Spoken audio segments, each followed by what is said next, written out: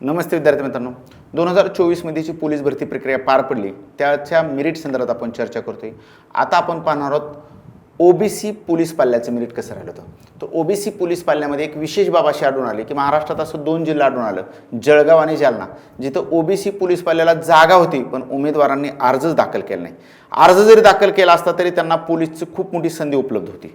आणि महाराष्ट्रात एक विशेष बाब अशी आढळून आली की 15 ते 16 जिल्ह्यामध्ये ओबीसी पोलीस पाल्याचं मेरिट 100 पेक्षा कमी लागलं होतं। म्हणजे मीरा भाईंदर सारख्या ठिकाणी तर फक्त 72 मार्काचा कॅन्डिडेट पोलीस पाल्य पोलीस दलात भरती झालेला आहे। परभणी सारख्या ठिकाणी फक्त 78 मार्काचा कॅन्डिडेट पोलीस दलात भरती झाला आहे। कोल्हापूर सारखा जिल्हा घ्यायची तर फक्त 86 मार्काचा कॅन्डिडेट पोलीस दलात भरती झाला आहे।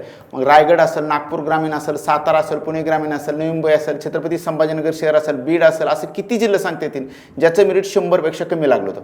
मग टप मेरिट कुठं लागलं होतं तर महाराष्ट्रातलं सगळ्यात टप मेरिट ओबीसी पोलीस पाल्याचं नांदेड आणि बुलढाणा जिल्ह्यात लागलं होतं, जे 119 वर जाऊन थांबलं होतं।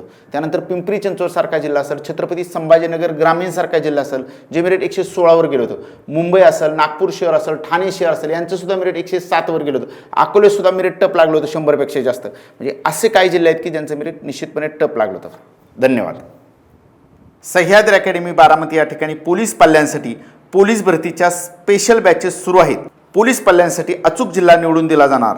सह्याद्रीत निसर्गरम्य कॅम्पस, लेक्चर, मैदान, राहणे, जेवण, नाश्ता, जिम आणि अभ्यासिका सर्व एकाच ठिकाणी। संपर्क